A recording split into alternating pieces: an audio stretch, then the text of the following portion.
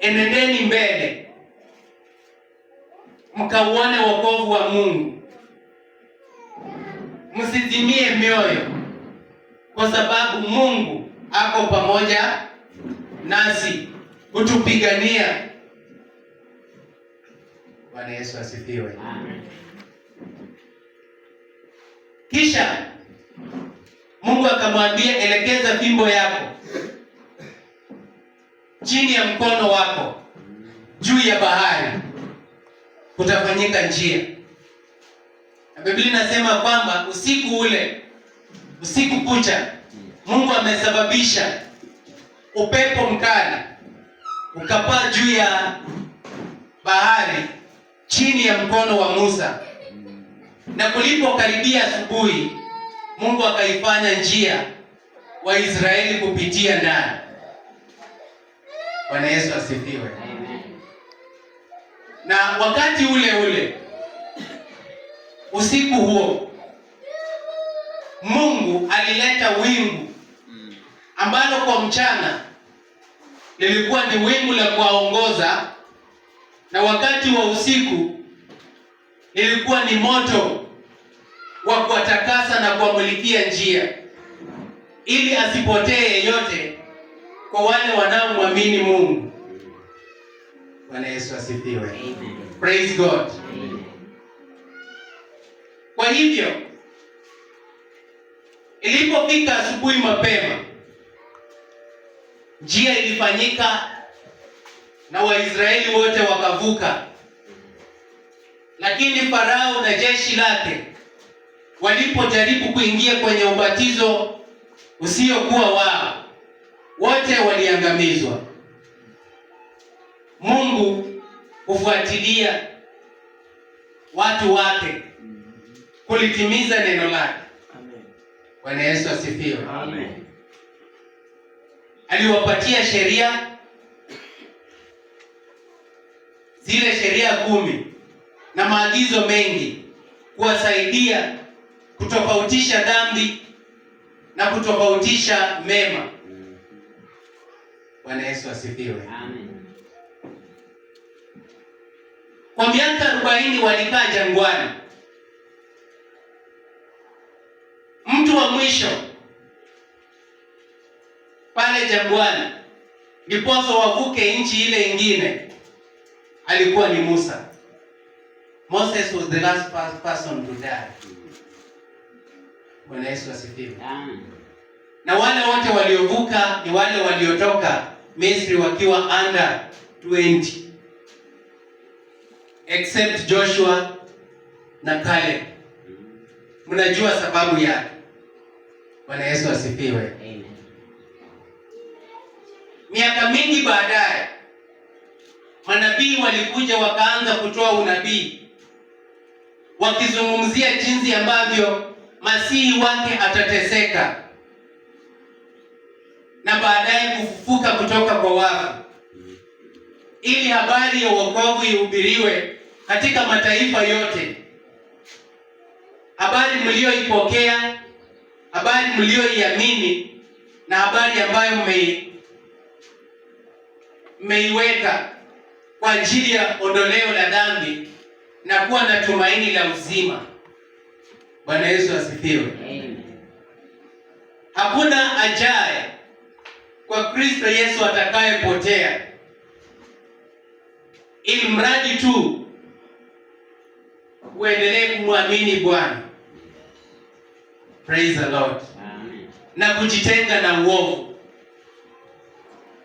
kwa sababu wengi watakuja siku ile wakasema, Bwana, je, haukuhubiri kwa miji yetu? Akawaambia, ondokeni, siwajui, kwa sababu nyinyi ni watendao mabaya. Jana nikisafiri nilikutana na evangelist mmoja kwenye gari, na akawa ananizungumzia habari za eternal salvation, kwamba ukisha samehewa dhambi umeokoka milele. Praise the Lord. Amen. Bwana Yesu asifiwe. Amen.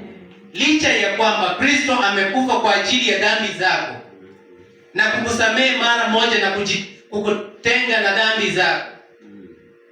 Praise God.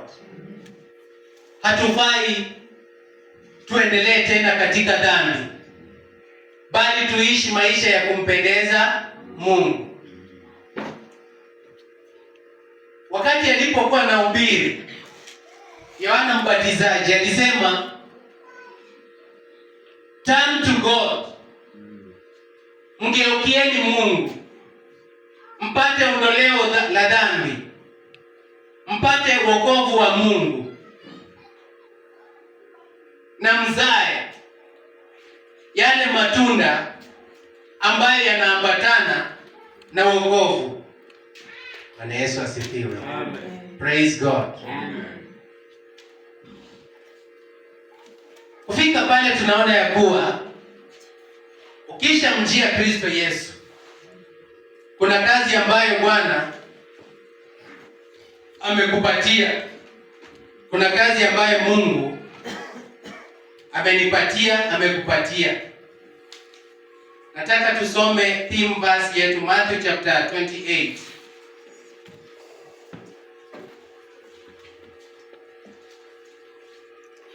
Verses 18 to verse 20. Mathayo mlango wa 28 mstari kuanzia 19 hadi 20. Yes. Neno linasema basi wacha nianze 18. Verse 18. Poleni. Mathayo mlango wa 28 mstari wa 18. Yesu akaja kwao, akasema nao. Yes. Akawaambia, nimepewa mamlaka yote mbinguni na duniani. Nimepewa mamlaka yote mbinguni na duniani. Mstari wa 19. Mstari wa 19. Basi enendeni mkawafanye mataifa yote wakuwe wanafunzi wangu, mkiwabatiza kwa jina la Baba, muwabatize kwa jina la Baba na Mwana na Roho Mtakatifu. Mstari wa 20. Na kuwafundisha kuyashika yote niliyowaamuru. Na tazama, mimi niko pamoja nanyi siku zote hata ukamilifu wa dahari. Bwana Yesu asifiwe. Amen. Yule mwanakondoo wa Mungu aliyewafunika uchi Adamu na Hawa. Bwana Yesu asifiwe. Amen. Yule mwanakondoo aliyemwokoa Isaac mlimani, akafa badala ya Isaac.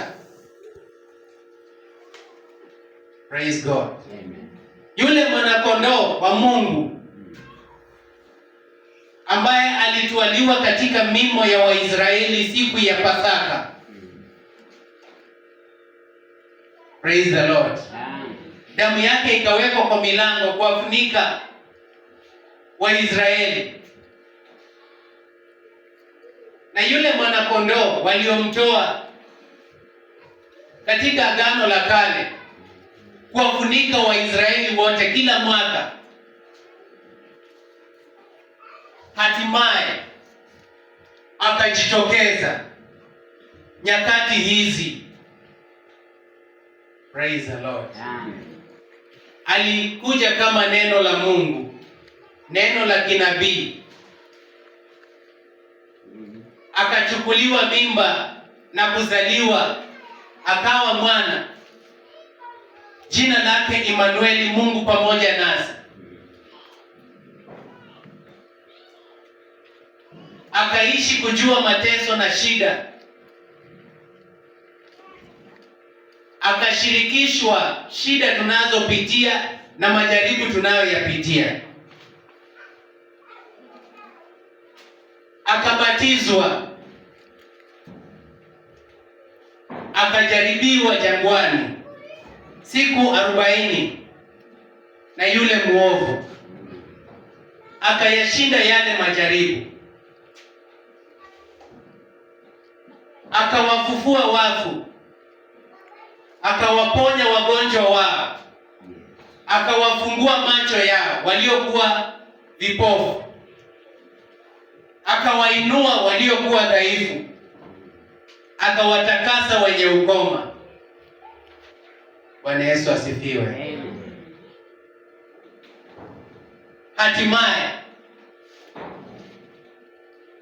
baada ya kuwatahadharisha wanafunzi wake, tunaenda Jerusalem, na huko yaliyoandikwa tangia mwanzo kupitia kwa manabii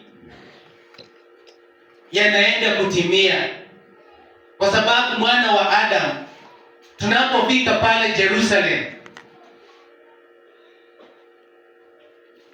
atapeanwa kwa mikono ya watu wa mataifa na makuhani, atatemewa mate, atapigwa kwa viboko, atatukanwa, na baada ya mateso mengi atasulubishwa, lakini siku ya tatu atafufuka. Bwana Yesu asifiwe. Amen. Katika kufa kwake alishuka na kuzihubiria roho za wale waliofariki kuanzia mwanzo, ambao hawangepata nafasi ya kutubu. Bwana Yesu asifiwe. Amen. Kuna watu walikufa katika gharika la Noa. Wakati wa Noa hawakupata nafasi ya kutubu. Kuna mataifa mengi, watu wengi ambao hawakupata nafasi ya kuokolewa because hawakuhubiriwa. Biblia inaniambia kwamba alipokuwa kwao aliwahubiri in 3 days. Hapa duniani alihubiri miaka 3, but in spirit mambo yanaenda haraka. Alizifikia zile roho, wenye kuokolewa walipata fursa yao, ili pasiwe na mtu kuanzia wakati wa Adam atakayesema sikupokea wala sikusikia. Nyakati hizi habari tunaipokea ni ile inayotuambia kuwa tukaweze kumwamini Kristo kwa ajili ya ondoleo la dhambi. Anayekubali na kuokoka anabatizwa, anayekataa anahukumiwa.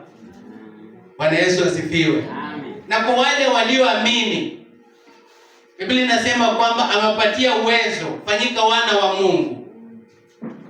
Watawekea wagonjwa mikono, watapona.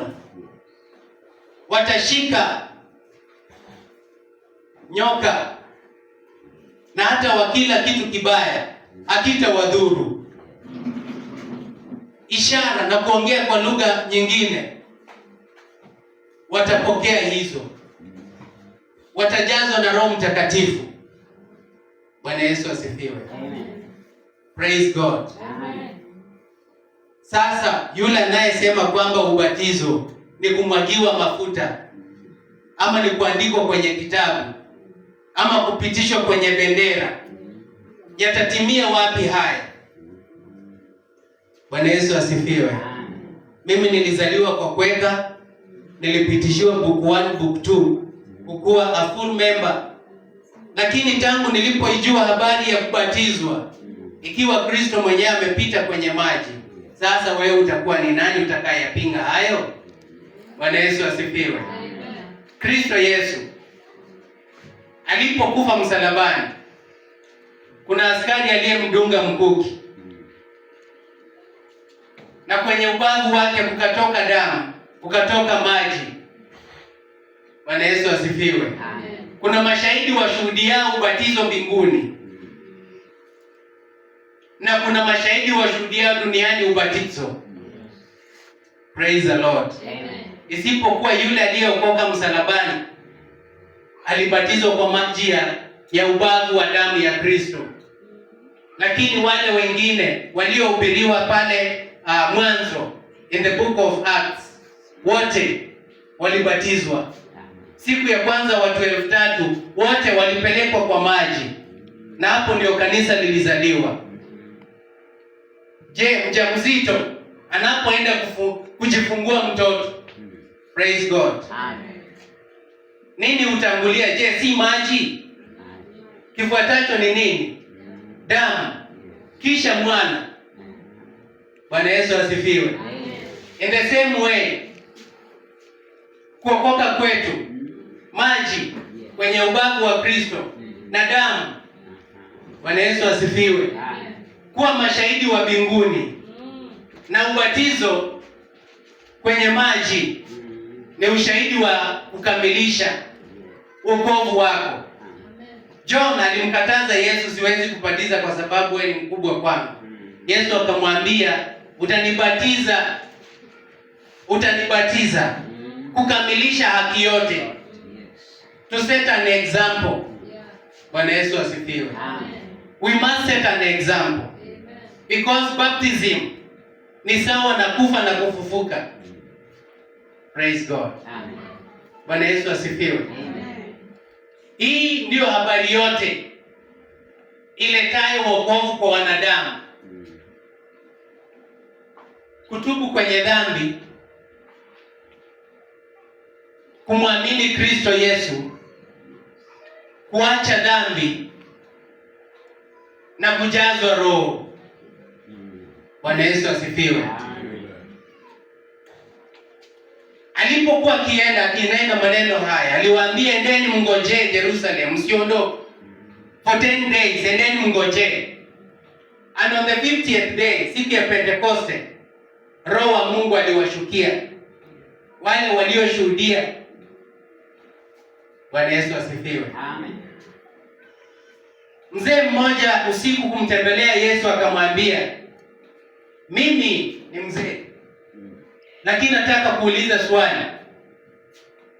Mwanadamu anaweza fanya vipi ili awe na uhakika wa kurithi uzima wa milele? Na Yesu akamwambia, wewe ni kuhani, tena wewe ni mwalimu mkubwa. Haujayajua haya maneno? Lazima mtu azaliwe mara ya pili. Asipozaliwa mara ya pili hawezi kuona ufalme wa mbinguni. Mzee akamuuliza, je, mimi ni mzee, nirudi kwenye tumbo ya mama yangu nizaliwe tena? Bila shaka hilo haliwezekani.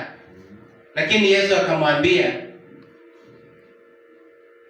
kilichozaliwa mara ya kwanza ni mwili, lakini kinachozaliwa mara ya pili ni roho. Roho uzaa roho, mwili uzaa mwili.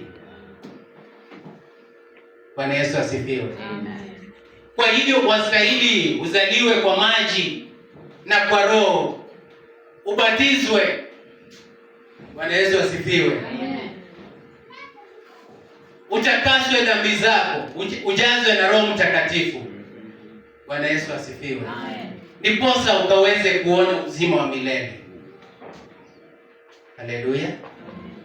Napomalizia, najua niko na session nyingine baadaye. Kwa hivyo hivi sasa naweka utangulizi. Bwana Yesu asifiwe. Tusomee tena Matthew chapter 28.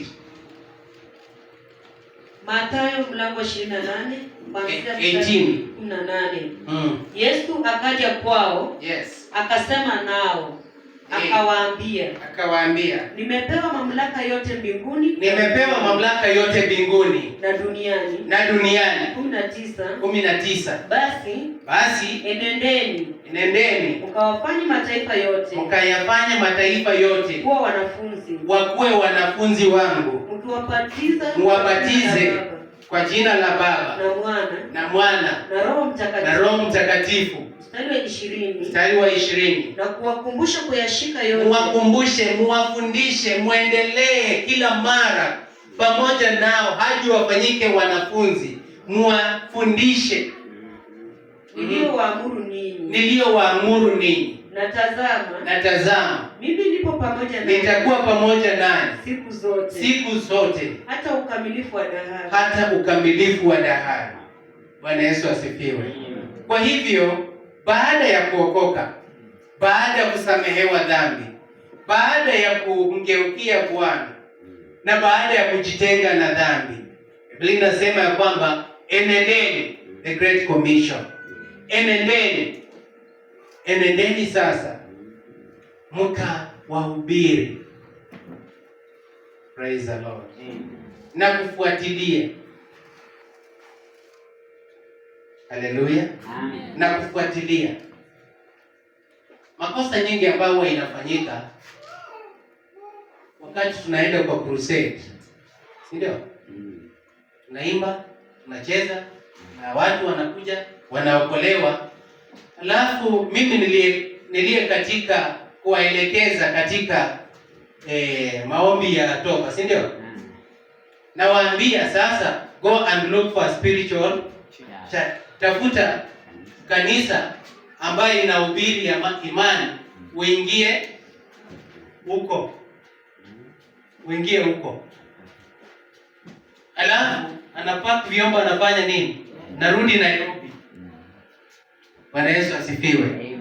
Wewe ambaye uko na shamba, ukienda ukapanda, ukafunika mchanga na uende mpaka mwaka ujao, what will happen? Kuna kitu utapata. Ukirudi utapata magugu, msitu, kichaka. Mbegu yako itakuwa imeenda wapi? Na mbolea imepotea. Bwana Yesu asifiwe. Na wewe ambaye ni mzazi unapeleka mtoto shuleni, alafu hauendi kuangalia kama mtoto wako anaendelea vipi, yatakupata yale ambayo imefanyika juzi. Kuna mtoto ambaye alipelekwa university, so akiwa huko mzazi hafuatilii wala aendi. Kile kitu kilifanyika siku ya graduation, mtoto alimwalika, mzazi akaita, akakomboa gari mzima ya relatives wako, sasa ndio uncles, mashemeji, wakajaa kwa unajua ni watu wanatoka hapa Rift Valley. Wakati wa nini wanabeba basi mzima, wamenunua maua, wanaenda university graduation. Kumbe yule ambaye wanaenda hajawahi kanyaga darasa hata siku moja. Ile pesa yenye anatuma. Kumbe huwa ina entertain watu. Watu wamepata mahali penye wanakula, wanalewa, wanalala kwa hoteli moja wakienda kwa ingine. Hajawahi fanya mtihani hata moja. Bwana Yesu asifiwe. Follow up ni muhimu. Ni muhimu. Na si kazi tu ya mchungaji. Ni kazi ya enendeni. Kila mmoja enendeni. Bwana Yesu asifiwe. Naamini kwamba muda wangu umeisha, lakini nitapata nafasi tutaanzia pale. Praise the Lord. Ndio tuone hii follow up ni nini. Nimewaambia pale mwanzo Mungu huwa anafuatilia. Na sisi pia ametupatia kazi ya kufuatilia. Ili wale ambao wamehubiriwa wasiachwe kule msituni wakiliwa na wanyama wengine. Bwana Yesu asifiwe. So nashukuru Mungu. Mungu awabariki na kuwalinda. Tusimame tuombe. Mwenyezi Mungu, tunasema ni asante kwa neno lako. Umbali na uhai tunasema ni asante. Neno ambalo tumepokea likaweze kuwa mbegu nzuri na iliyoanguka katika mchanga ulio bora, uzae matunda na ukaweze kuzidishwa. Na ni kwa Yesu Mwokozi tumeomba. Amen.